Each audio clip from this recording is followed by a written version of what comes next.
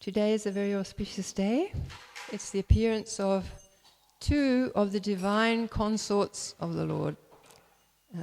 It's the appearance day of Sita Devi, Sita Ram, and it's the appearance of Lord Nityananda's eternal consort, or Lord Balaram's eternal consort, as she came in the form of Jahnava, just as Lord Nityananda came in that form.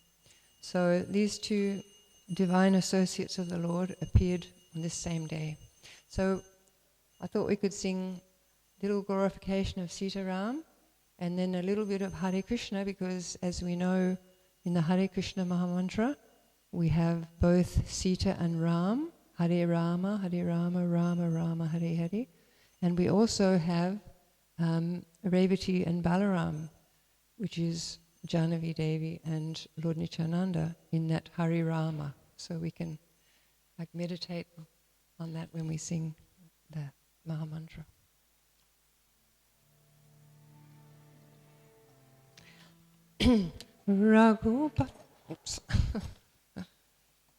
Raghupati Raghava Rajaram Patita Pavana Sitaram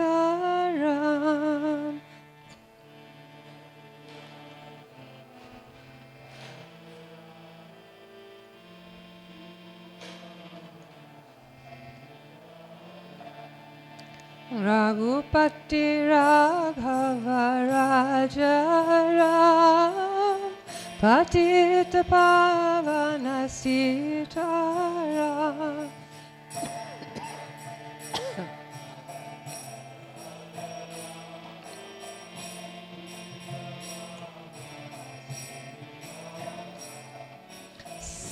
Sitaram Jaya Sitaram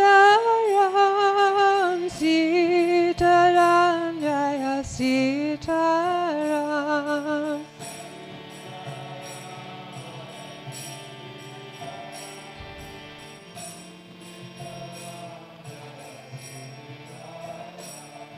Sitaram Jaya Sitaram Sitaram Jaya Sitaram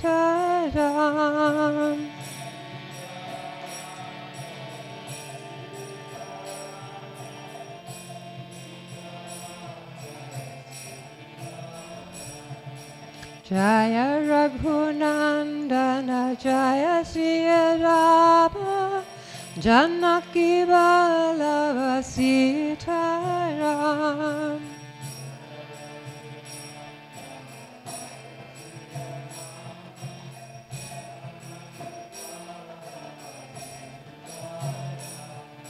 Jaya Raghunandana Jaya Sri Ram Janaki Vallabha Sitaram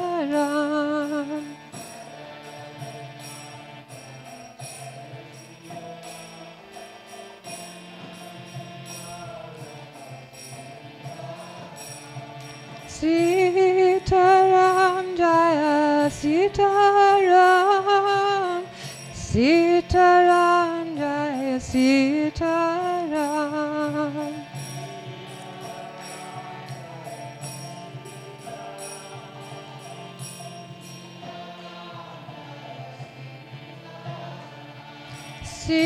Sitaram Jaya Sitaram Sitaram Jaya Sitaram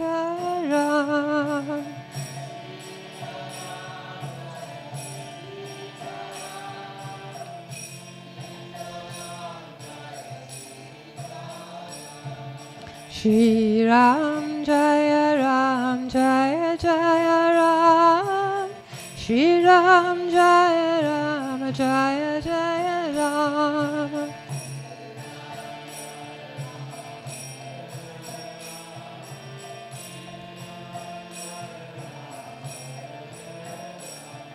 Shri Ram Jaya Ram Shri Ram Jaya Ram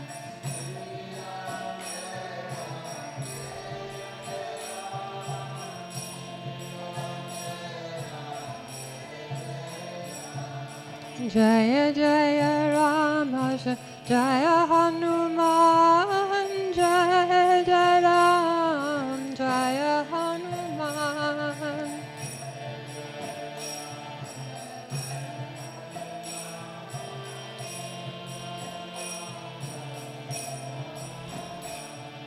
Sita Ram Jaya Sita Ram Sita Ram Jaya Sita Ram.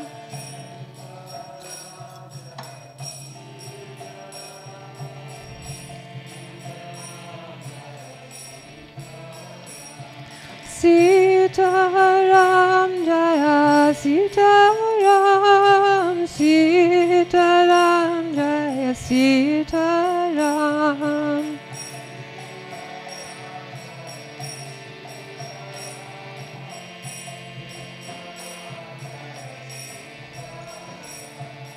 Hare Krishna Krishna Krishna Hare Hare Hare Rama Rama Rama Hare Hare.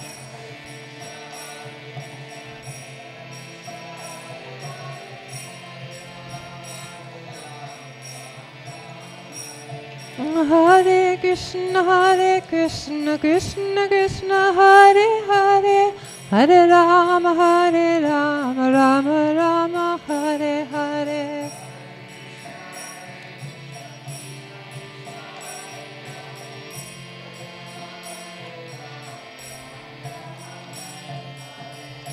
Hare Krishna Krishna Krishna Hare Hare Hare Rama Rama Rama Hare Hare.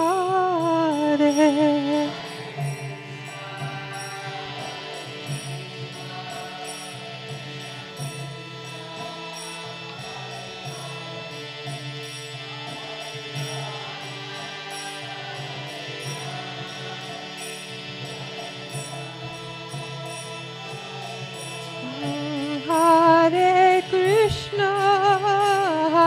Krishna Krishna Krishna Hare Hare Hare Rama Rama Rama Hare Hare.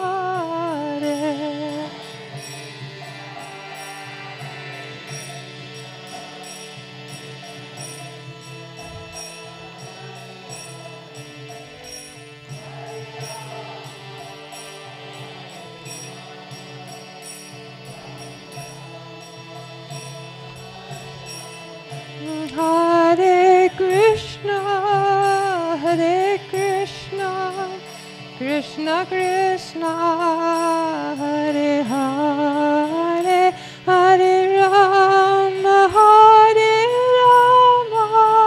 Rama Rama Hare Hare.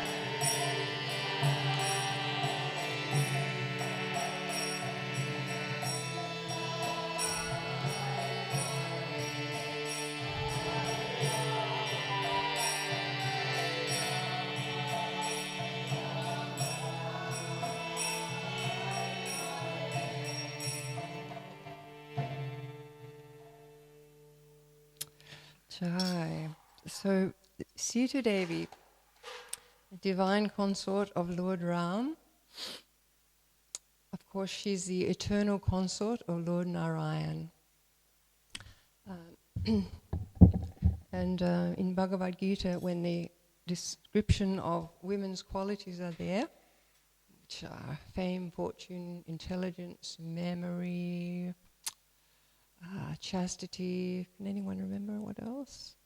Anyway, she epitomizes all those qualities, and we'll see, because it's such a long story, so to tell the whole story of the Ramayana would take too long, and we have also Jahnava Devi to talk about. So I wanted to mainly emphasize some of Sita Devi's wonderful qualities. So of course we know she appeared in Mithila, And her father was actually, King Janak was a Rajarshi, which means both a Raja and a sage together. I mean, a king and a sage together. He had sage-like qualities, but he was a king. Unfortunately, he had no issue. He was childless.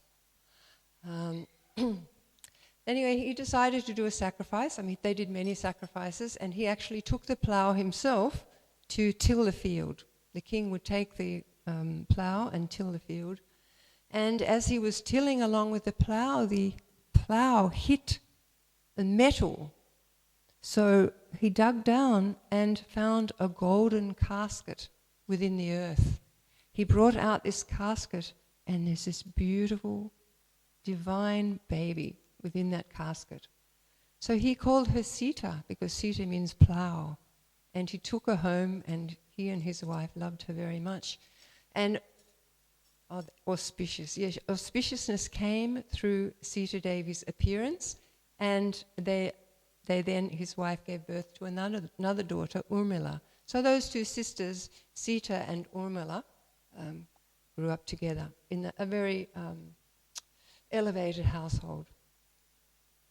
So because the king was a Rajarshi, and anyway, kings received many gifts, but Parashuram, the Lord's incarnation, came to visit King Janak one time, and he brought with him a very auspicious, ginormous bow, which was Lord Shiva's bow, and it was a huge bow, extremely heavy, and very sacred.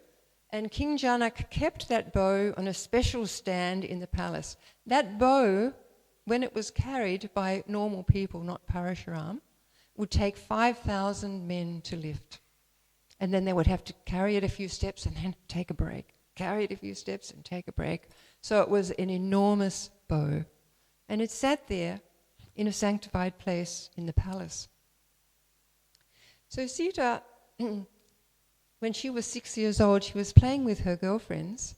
And in the courtyard, they had a huge tree, and there were flowers at the top of the tree that her friends were wanting to pick, but they were so high up. And they were complaining to Sita, "Oh, we can't get these flowers, they're so high up." She said, "Don't worry, I have just the thing." She went inside. With her left hand, she picked up the bow. The ministers fainted. Some of the ministers fainted to see what had taken 5,000 men to carry. Sita just picking it up with her hand. She brought it out and managed to get down those flowers. So Sita was obviously a very special, blessed, not ordinary person. And then the father was like, oh my gosh. He didn't believe it. When the ministers told him, he didn't believe it. And he called Sita in. And he said, "Why did you pick up the bow?" And she said, "But Father, I placed it exactly back as it was."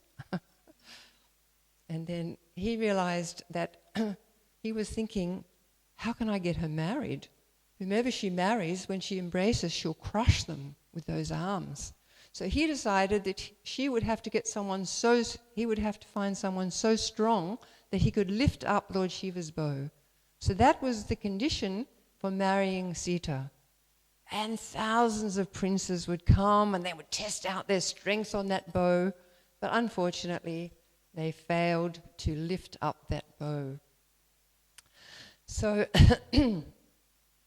after some time, Vishvamitra went to see Dasharat and requested that he give Ram and Lakshman to him in order to have them destroy some demons who were creating havoc in the forest with the sages. So Dasharat was very unwilling to give his 16-year-old sons, but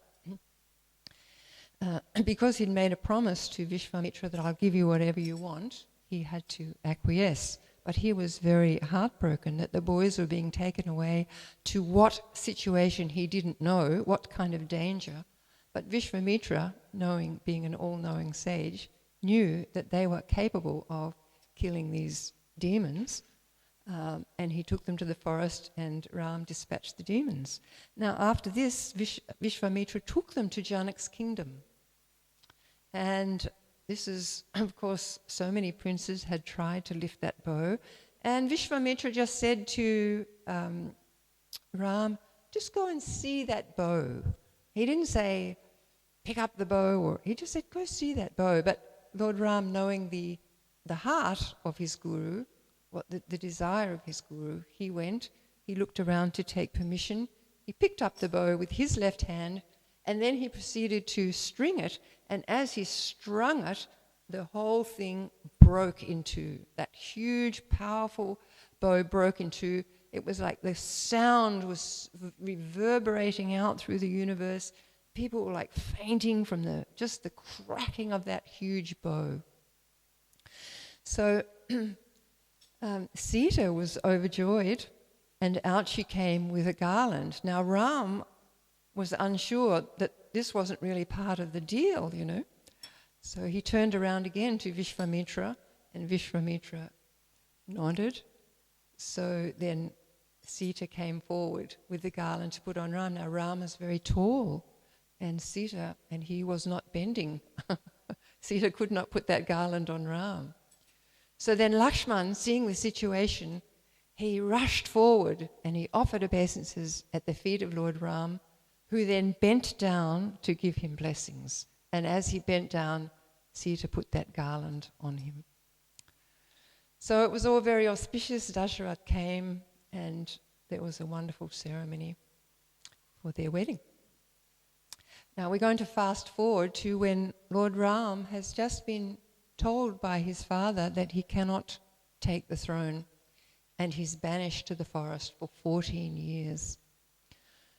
So when Lord Ram immediately acquiesced, accepted his father's instructions, then he went to tell Sita that he was going to have to leave her and go away for 14 years. And he was, when he told her, she was completely calm. And then he said, well, you will have to stay here and you can, look after my parents. And she said, but I'm not leaving you. And she insisted that where Ram's place was, her place was beside Lord Ram. And he was really trying to persuade her, you are going to have to forget everything royal, all the royal paraphernalia. You won't even have proper things to eat. You'll have to eat roots and fruits, and that's it, and lie on the floor. So she was adamant that her place was beside her husband. And she said that she was very happy to eat roots and fruits, to sleep on the ground. That will be a blessing for me as long as I can have you there to protect me. So in the end, he had to acquiesce and allow her to come. And as we know, Lakshman came also to serve them. So when she went to the forest, we remember that she came from the earth. So she was very much in harmony with nature, always, Sita. So when she went to the forest, she found it she felt very satisfied. She found it very harmonious. She was very delighted with the natural beauty there.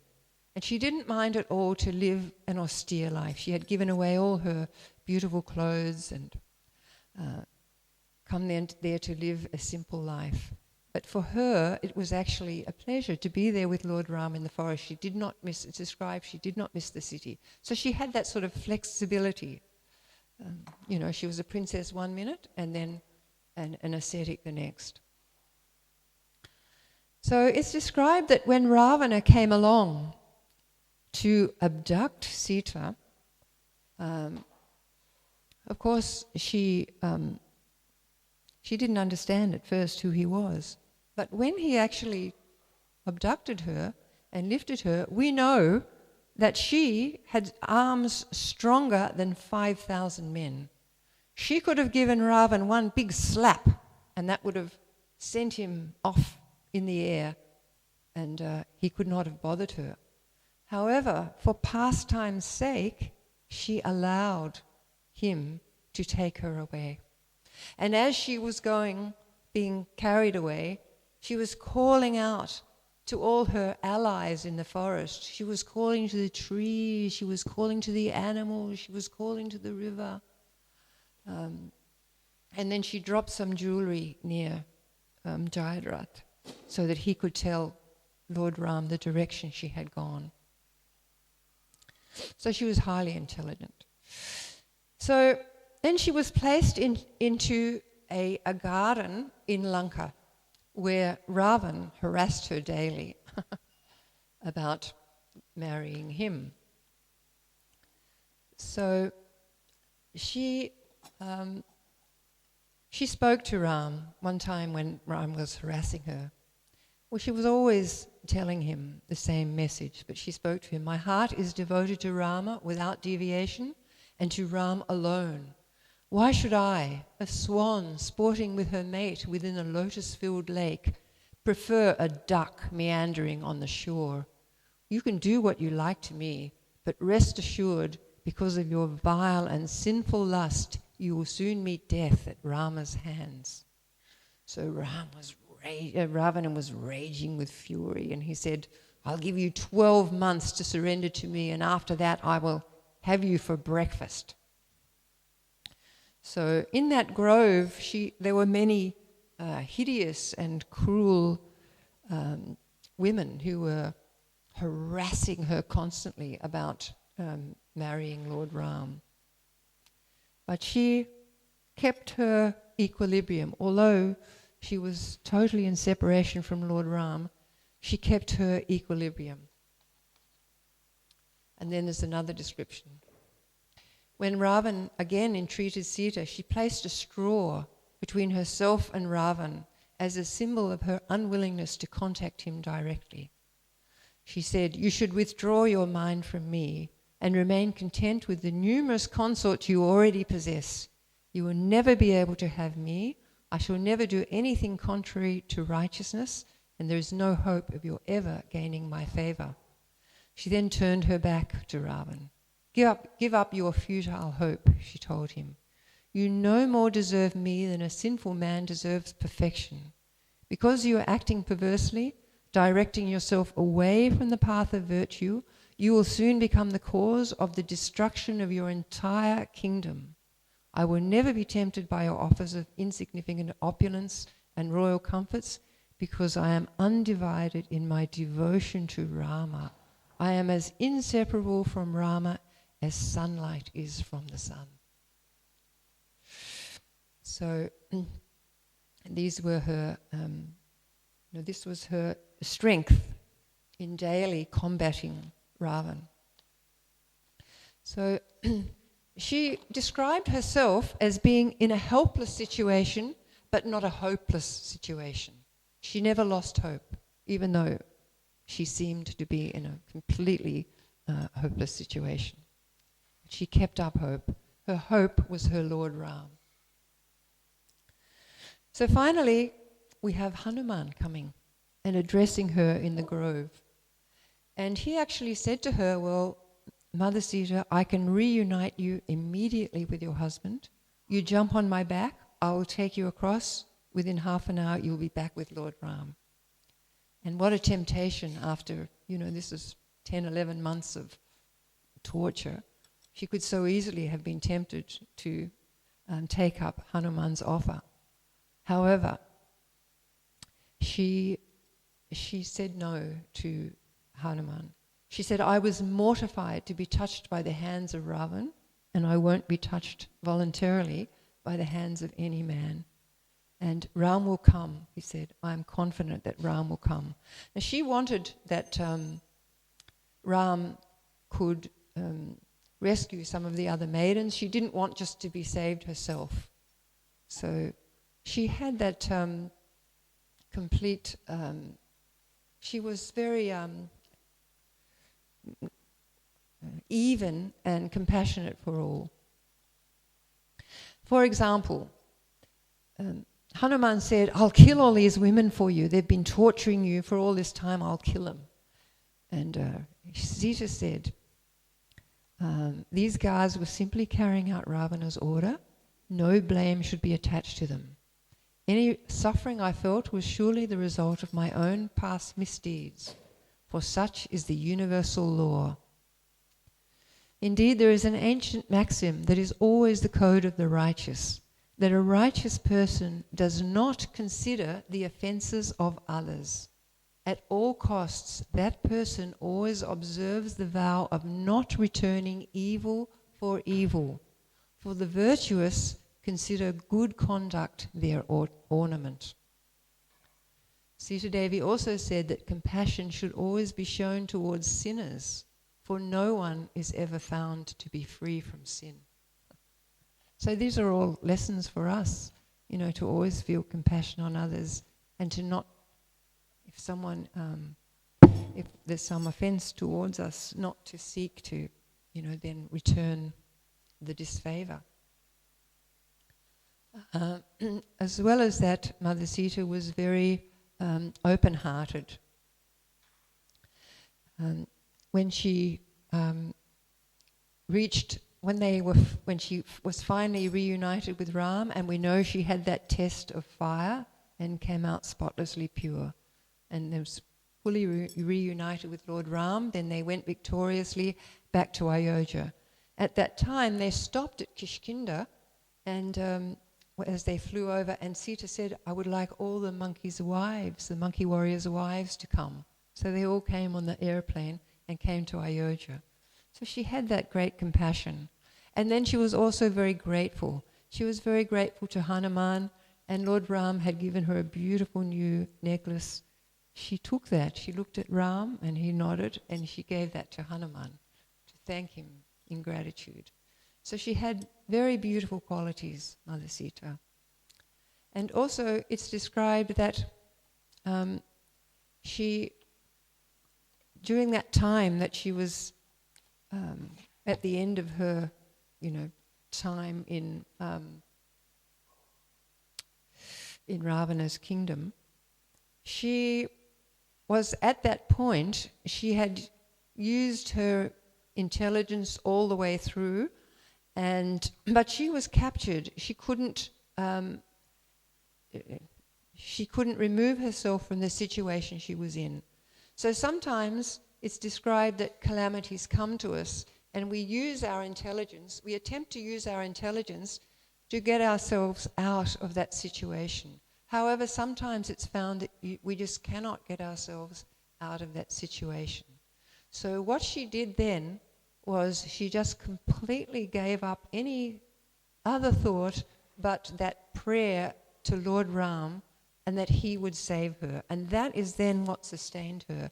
And it's described that she showed us by that example that while we use our intelligence to do our best, but when we're in a situation where we have no recourse, then we simply have to depend on the Lord with full faith, which she did with full faith. And then the Lord will act. And it's described that the Lord may not act in a way that he may not respond in a way that we expect. And even, for example, Dasharat had prayed when Ram was young, when he was around 12, he was praying that Ram should get a really good, wonderful, very qualified wife. Where am I going to find such a wife? So when Vishwamitra came to ask to take away the boys, he just felt distressed, that he was going to be separated from the boys. And yet, Krishna was, in a roundabout way, answering his prayer. Because once Vishwamitra had attained, once Ram had performed that feat of getting rid of those demons, he took him to Mithila and arranged for Sita, who's the most qualified and his eternal consort, to marry him. So though it seemed to Dasarat that his prayer wasn't getting answered, it was answered in a wonderful way. So Krishna may not act when we are desperately praying to him. The situation that we are given by the Lord may not be the one we imagine, but we go with it with faith, and then we see that, Krishna actually was completely helping me in that situation. So all glories to Mother Sita. Sorry, there's so much one could say. But we have another very saintly consort, and that is Jahnava Devi. So Jahnava Devi was born, appeared in Bengal to Suryadas Sarkela, and that was in the place called Shaligram in Bengal. So he had two daughters. One was called Vasudha and one was Jahnava. So Jahnava was the youngest, and it's described that Lord Balaram's consorts, his two main consorts are, Varuni and Revati. So Vasudha, the eldest sister of Jahnavi, was Varuni, and Revati came as Jahnava Mata. So one day the king was thinking about getting the girls married, and he just fell asleep. And he had this wonderful dream that Lord Nityananda, he was giving his two daughters to Lord Nityananda. So when he woke from that dream, he was very ecstatic, and he told one of his friends. And that friend then sent a Brahmin to Srivas Pandit's house, because Lord Nityananda was staying in Srivas Pandit's house. And then they made the arrangement, and Lord Nityananda agreed and came to the town of, what was it called? Bogachi. There was a devotee there called Krishnadas, who was a very dear devotee of Lord Nityananda. He said, I will bear all expenses for this wedding. So the father of Jahnava greeted Lord Nityananda very happily when he came, and the wedding was performed, auspicious wedding was performed within that house. And it's described when Jahnava's father, Suryadas, saw Lord Nityananda at this time of the wedding, he fell down at the lotus feet of Lord Nityananda. His eyes were brimming with tears of ecstatic love. He caught hold of his lotus feet and wanted to offer some prayers, but could not express anything due to being overcome by ecstatic emotions. Lord Nityananda smiled sweetly and embraced him in great love. Suryadas was always absorbed in intense happiness within. So after the marriage ceremony, they lived very happily as husband and wife, the two girls and Lord Nityananda. So Vasudha had one child, and his name is Virbhadra. And Jahnava had no children, but she took on Virbhadra in a Siksha role. She instructed him spiritually, and he accepted her in that role of Siksha Guru. So she, of course, was a very chaste and faithful wife. So Lord Caitanya left the planet, and Lord Nityananda continued to preach around Bengal, and then Lord Nityananda left, and various associates left.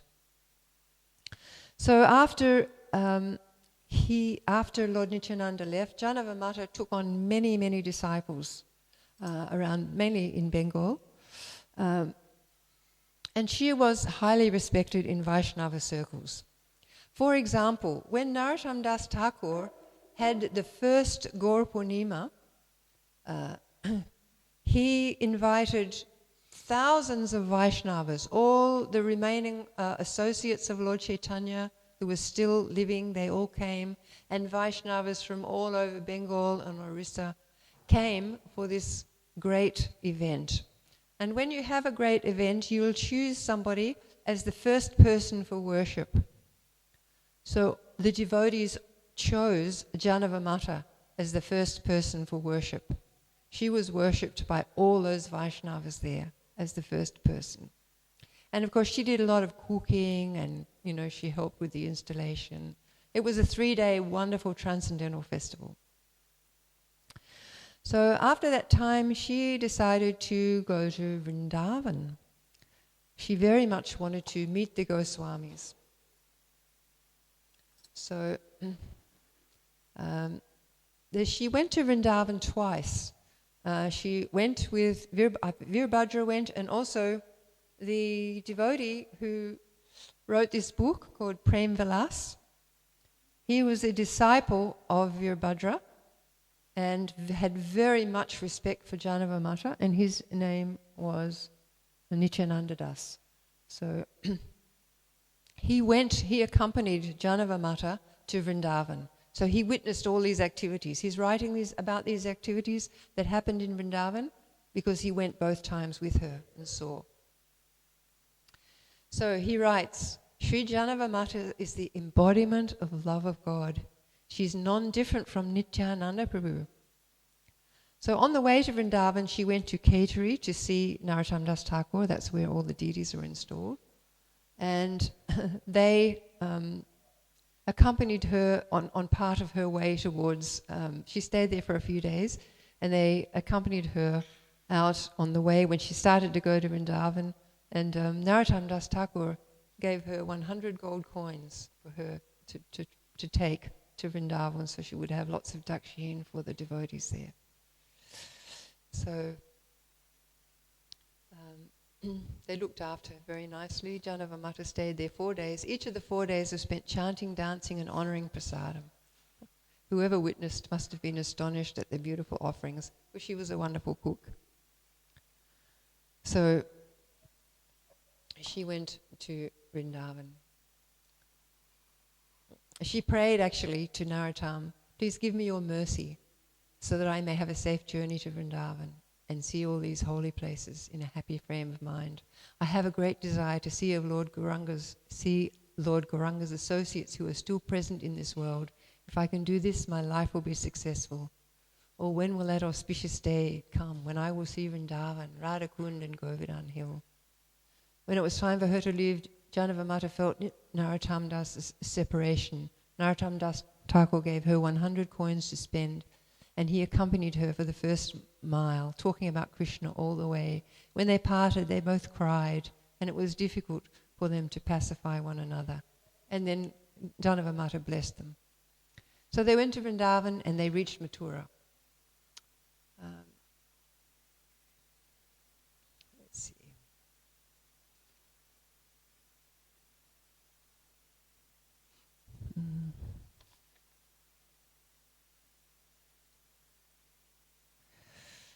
So when she was in Vrindavan, of course, she met the 6 Goswamis. So she gave her association and she took their association. It was a very nice, they had very nice exchanges together. So, and then Nityananda is saying, the day we reached Vrindavan, we became so ecstatic that tears of love fell from our eyes. When Jahnava Mata arrived at Srila Rupa Goswami's cottage, he was extremely happy to see her. Srila Rupa Goswami personally took her on a tour of the places associated with Lord Krishna's pastimes. All of the Goswamis came and met Jahnava Mata, and she saw the deities of Govinda, Gopinath and Madan Mohan. Again and again her voice choked up and her heart remained filled with transcendental emotion. Jahnava Mata then held a great festival in which all the Vrindavan Vaishnavas took prasad. I witnessed these pastimes with my own eyes. The Vrindavan Goswamis were as effulgent as Lord Gauranga, and when I heard their voices, my heart practically shattered. So then Jahnava Mata asked Rupa Goswami to describe all the different qualities of the 6 Goswamis, and he did that for her. And Jahnava Mata said, Rupa, I know that you are fully empowered by Lord Caitanya. Actually, I have come here mainly to see you. My visit to the holy places was secondary. Kindly describe the devotional literature you have compiled. I especially want to hear Bhakti Rasamrita Sindhu, Vidagdha Madhava, Danakeli Komudi, and Lalita Madhava. I'm eager to hear about the pastimes narrated in these books because they are not found in Srimad Bhagavatam. So he told her, yes, on another day I will call all the Goswamis and we will recite these books. And then Rupa Goswami, Jiva Goswami was there, and he related a very nice pastime at that time about Srimati Radharani.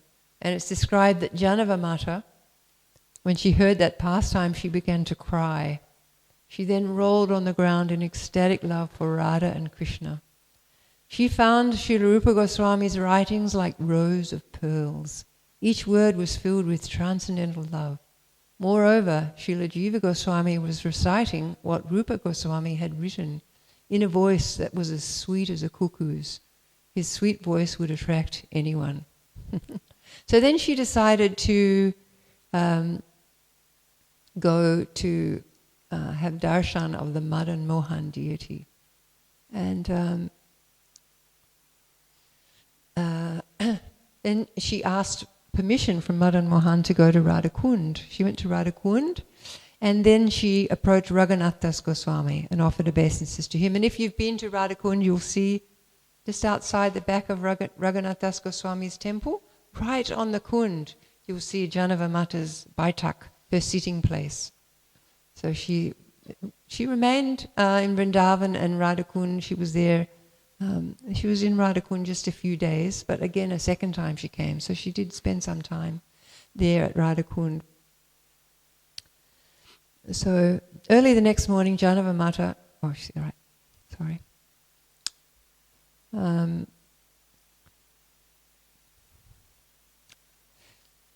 she approached Raghunath Das Goswami and offered obeisances. After exchanging a few words, the Thakurani went to Sri Krishnadas Kaviraj Goswami. She bowed down to him in great respect, and then they spent some time discussing Krishna Katha together. Later, Jahnava Mata circumambulated Sri Radhakund. One morning, Jahnava Mata approached Raghunath Das Goswami and asked him to speak about the glories of Radhakund. And then Raghunath Das narrated all the glories of Radhakund in front of Jahnava Mata, and she was relishing and so grateful. The next day, Jahnava Mata decided to leave Radhakund. She told Raghunath Das, "It is due to heaps of piety accumulated over many lifetimes that I was able to see your lotus feet." Then she offered her respects to Krishnadas Kaviraj, seated nearby. He said, "O merciful one," Krishnadas Kaviraj said, "O merciful one, please award me the lotus feet of Lord Caitanya. This is my humble appeal. May my mind always remain attached to the lotus feet of Lord Gauranga. I have passed my life uselessly. I did not even perform a single act. Therefore, please have mercy upon me so I may never forget the lotus feet of my Gauranga." And then Raghunath Das said to Jahnava Mata, "Please accept me as your servant. I was born in a materialistic family. I have no qualification to attain Lord Chaitanya's lotus feet. Although I did not serve the Lord for even a day, his lotus feet are my only goal in life." Then Jahnava Mata replied, "Give up your humility. Be kind to me so that my mind may become purified. I'm a fallen soul. I've never executed pure devotional service. I don't know why the Creator sent me into this world." So they're very humble and beautiful exchanges. Jahnava Mata then offered her obeisances to Radhakund and prayed, "May you give me shelter on your banks. May my desire be fulfilled. May I see you always." In this way, Jahnava Mata made everyone cry as she left Radhakund. Then she returned to Vrindavan and she told the news of Radhakund to the devotees there.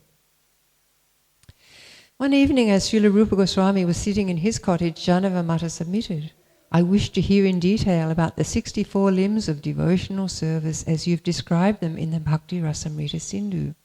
I want to learn to cultivate these limbs of devotional service and how to avoid offences." Rupa Goswami was happy to oblige her and elaborately explained these subjects. Always absorbed in the ecstasy caused by hearing such topics, Jahnava Mata spent her remaining time in Vrindavan. So finally she informed the devotees that she wanted to go back to Bengal, and all the Goswamis became distressed because they were really relishing having that association of Jahnava Mata. Then she went to Madan Mohan and for the last time to beg his permission. And immediately a garland fell from the deity, and the pujari really picked up that garland and immediately took it to Jahnava Mata and put it around her head.